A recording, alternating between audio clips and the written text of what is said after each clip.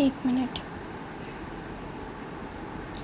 अच्छा, अब next question है हमारे पास क्वेश्चन नंबर 36। क्वेश्चन नंबर 36 क्या है कि 18 ईयर ओल्ड फीमेल है with no initiation of menstrual cycle, she had breast and hair development stage 2 according to Tanner staging. ठीक है, और उसकी जो हाइट है वो 125 सेंटीमीटर है। FSH एंड LH जो है वो सिग्निफिकेंटली रेज्ड है। तो हाउ वुड यू डायग्नोज? हमें क्या करना होगा कि अभी तक उसकी मेंस्ट्रुअल साइकिल स्टार्ट नहीं हुई है, वो टेनर स्टेज 2 पर है, FSH और LH सिग्निफिकेंटली रेज्ड है। हम क्या करेंगे, इसमें क्रोमोसोमल टेस्टिंग करेंगे। ठीक है, उसके बाद नेक्स्ट क्वेश्चन है कि patient came with joint pain, red itchy eye, ठीक है, फ्रीक्वेंट और अर्जेंट नीड टू यूरिनेट। तो what will be your diagnosis? Can not see, can not pee and poly can not walk. ठीक है, ये किसके अंदर आता है? राइटर सिंड्रोम के अंदर आता है, ये निमोनिक है, इसको याद करने का।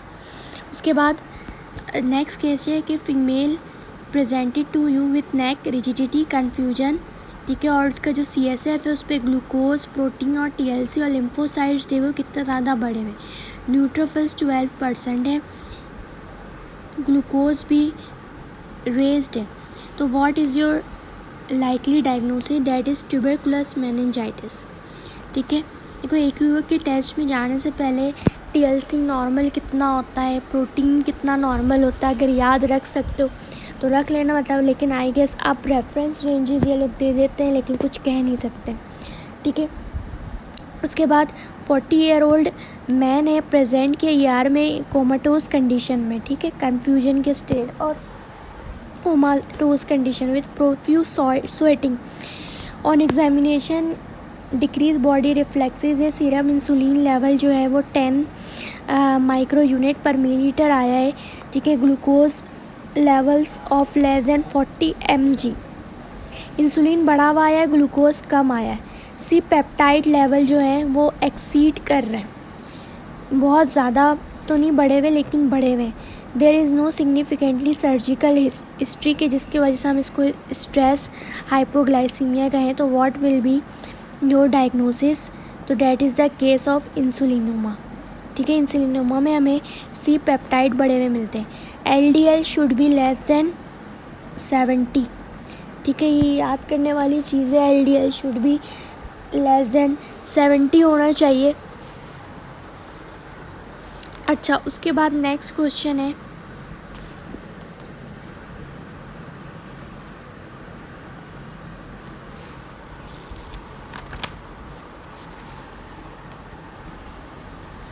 नेक्स्ट क्वेश्चन हमारे पास ये है कि 39 ईयर ओल्ड फीमेल है, ER में आई है विथ लॉस ऑफ कॉन्शियसनेस। ठीक है, BMI उसका देखो ओबीज़ है और कोई हिस्ट्री नहीं है उसकी डायबिटीज़ और हाइपरटेंशन की, लेकिन इन्वेस्टिगेशन पर जो ब्लड शुगर है वो 900 आया है, पोटेशियम जो है वो 4 है और ABGs जो है वो EBGs करवाई गई तो pH देखो नॉर्मल आ रहा है। तो what will be the your diagnosis?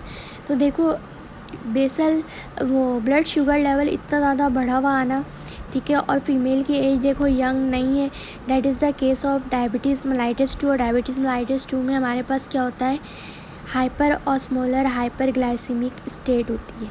ठीक है, pH से हमें सबसे पहले कंफर्म हो गया कि pH जो है वो 7.5 आ रहा है।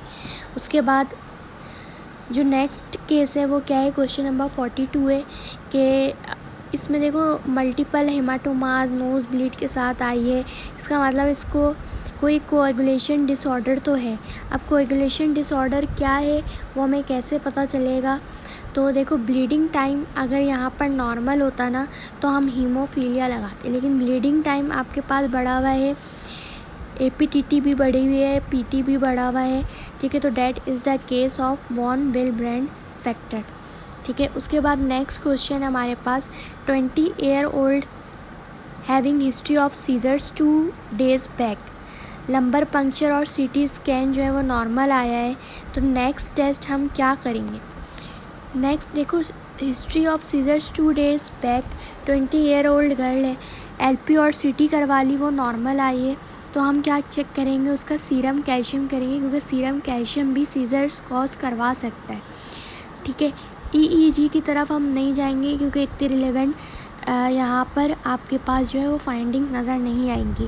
फिर क्वेश्चन नंबर 44 है, पेशेंट आया है with weight loss, nausea, vomiting, abdominal pain के साथ, लो ब्लड प्रेशर है, फटीग है, वीकनेस है, ऑन एग्जामिनेशन हाइपर पिगमेंटेशन है, that is the case of adrenal insufficiency, primary adrenal insufficiency, Edison disease का केस है ये। उसके बाद नेक्स्ट क्वेश्चन पर आते हैं हम। नेक्स्ट क्वेश्चन नंबर 45 क्या है कि a patient presented with nausea, vomiting, headache, confusion and muscle weakness. उसकी जो बेस लाइन लैब्स है वो नॉर्मल रेंज में, एक्सेप्ट कि सोडियम जो है ना वो 113 आया है। तो what is the most next best investigation for making the diagnosis.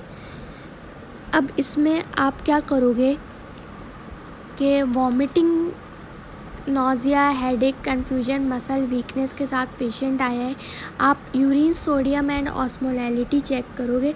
इससे आपको ये पता चल जाएगा आइदर ये सियार्ड की कंडीशन है या डायबिटीज़ इंसिपिडियस तो नहीं है जिसकी वजह से ये कंडीशन हो रही है। ठीक है, serum ADH, urine sodium repeat करवाने का, फ्रैक्शनल सोडियम चेक करने का कोई फ़ायदा नहीं है। तो जो सबसे अच्छा आंसर है वो क्या है, यूरिन सोडियम और एंड ऑस्मोलैरिटी। फिर क्वेश्चन नंबर 46 है कि पेशेंट प्रेजेंट किया है सर्जिकल ER में आफ्टर रोड ट्रैफिक एक्सीडेंट। ठीक है, और द राइट लोअर लिम्ब और externally rotated and shorten femoral neck fracture हुई है। BP जो है वो 100/70 है, पल्स 110 है। तो इनिशियल मैनेजमेंट आप क्या करोगे, IV फ्लूइड दोगे, IV नॉर्मल आपके पास ATLS के प्रोटोकॉल में स्किन ट्रैक्शन कुछ भी आपको पहले ABC क्राइटेरिया फॉलो करना होता है, IV फ्लूइड्स देना होता है। और हम कौन सा IV फ्लूइड देते हैं, नॉर्मल सेलाइन देते हैं। ठीक है, ट्रॉमा वगैरह की हिस्ट्री में। उसके बाद नेक्स्ट क्वेश्चन है हमारे पास कि हीमोडायनेमिकली जो रिस्पॉन्स है टू एंडोट्रेकियल इंट्यूबेशन और लैरिंजियोस्कोपी वो क्या होती है, हीमोडायनेमिक रिस्पॉन्स क्या होता है। तो that is tachycardia and hypertension. ठीक है, उसके बाद आपके पास हॉकी प्लेयर आया है with laceration wound which was suture, afterwards ही develop fever, foul discharge from the wound. तो हम क्या करेंगे, इसमें इंसीजन एंड ड्रेनेज करेंगे। उसके बाद नेक्स्ट क्वेश्चन नंबर 49 है, फीमेल पेशेंट है, उसकी हिस्ट्री है राइट साइडेड ब्रेस्ट लंप की which on investigation vertebral column को भी अब उसने इन्वॉल्व कर लिया है। सही है, तो the best treatment to relieve क्या होगा इसमें, देखो वर्टिब्रल कॉलम को इन्वॉल्व कर दिया तो बहुत शदीद किस्म का उसको पेन हो रहा होगा, तो हम क्या देंगे, एनसेड से वो ठीक नहीं होता है, ओपॉइड्स दिया जाता है। Antidote of diazepam that is बेंजोडायज़ेपाइन का आपके पास एंटीडोट क्या होता है, फ्लेमेंजिल होता है। उसके बाद नेक्स्ट क्वेश्चन 51 है कि एक पर्सन है जो कि चिकागो से आया है और non bloody diarrhoea 5 to 6 times हो रहा है। तो मोस्ट कॉमन जो ट्रैवलर डायरिया करवाता है वो कौन करवाता है, E. coli करवाता है। ठीक है, उसके बाद CML फीमेल है, उसका रेस्ट प्रोटीन है और लो WBCs है। ठीक है, what will be the cause of meningitis. देखो इम्यूनो कॉम्प्रोमाइज्ड है पेशेंट, इम्यूनो कॉम्प्रोमाइज पेशेंट में जो मेनिंजाइटिस का सबसे कॉमन कॉज होता है डेट इज़ क्रिप्टोकोकल। ठीक है, उसके बाद नेक्स्ट क्वेश्चन पर आते हैं हम।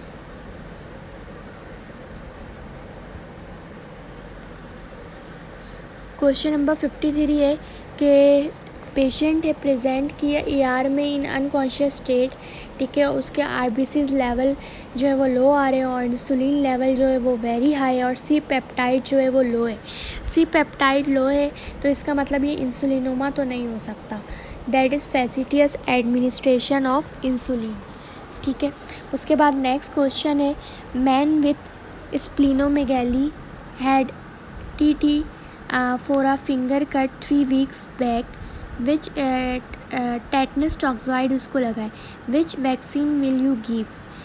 स्प्लीनेक्टोमी हुई है, ठीक है। स्प्लीनेक्टोमी में हम क्या देते हैं, नीमोकोकस वैक्सीन हम लगाते हैं, ठीक है। उसके बाद आपके पास केस ये कि a patient is taking lisinopril और उसका जो सोडियम लेवल है वो अब क्या हो गया, लो है, और पोटेशियम लेवल जो है वो हाई हो गया है।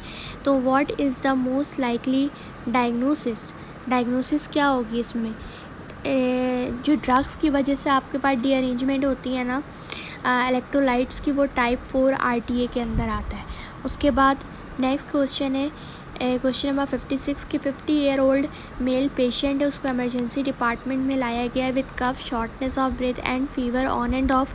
There is also history of white viscous sputum आ रहा, चेस्ट एक्सरे पर हनी कॉम पैटर्न अपीयरेंस नज़र आती है।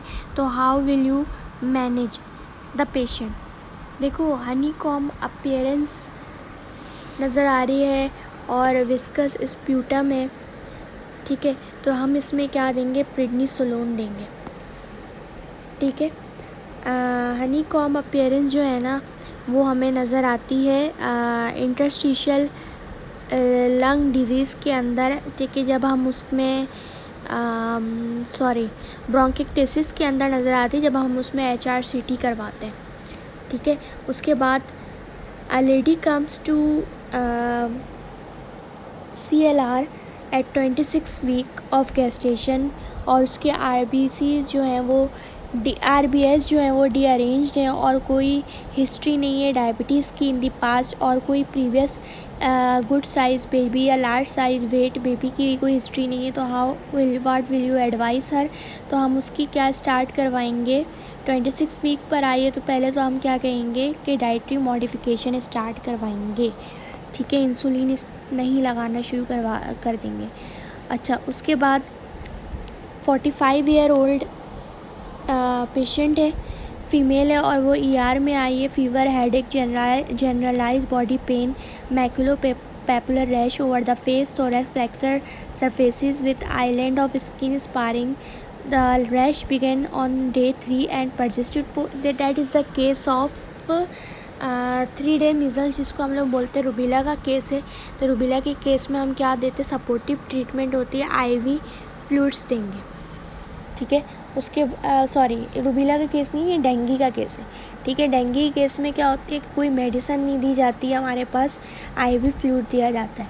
उसके बाद जो है वो नेक्स्ट केस के ऊपर हम आ जाते हैं। क्वेश्चन नंबर 59 है। क्वेश्चन नंबर 59 है, secondary hyperparathyroidism is most often characterised by. Secondary hyperparathyroidism में लो सीरम कैल्शियम होता है और हाई यूरिनरी फॉस्फेट होता है। D is the right answer, ठीक है। A person in his 30s और उसका जो कोलेस्ट्रॉल है वो 300 है, 200 LDL है, 1000 जो है वो ट्राइग्लिसराइड है, ठीक है। Along lifestyle modification you will give fibrate क्या करता है, हाइपर ट्राइग्लिसराइड की कंडीशन को कम कर देता है, ठीक है। स्टैटिन हम नहीं दे सकते। स्टैटिन क्यों नहीं दे सकते, क्योंकि वो सिर्फ और सिर्फ LDL को कम करेगा। इसके जो है ना सारी चीज़ें डीअरेंज्ड है। उसके बाद नेक्स्ट क्वेश्चन पर आते हैं। Question acute exacerbation of asthma है, PFR equal 40% of best, what would you do. Acute exacerbation of asthma में हम क्या करते हैं, इनहेल्ड बीटा एगोनिस्ट स्टेरॉइड और पेशेंट को एडमिट करना होता है। तो यहाँ पर हमारा जो है वो 2021 का पेपर, मेडिसिन 2021 का पेपर ख़त्म हो जाता है। अब नेक्स्ट इंशाल्लाह कल हम 2022 का पेपर करेंगे।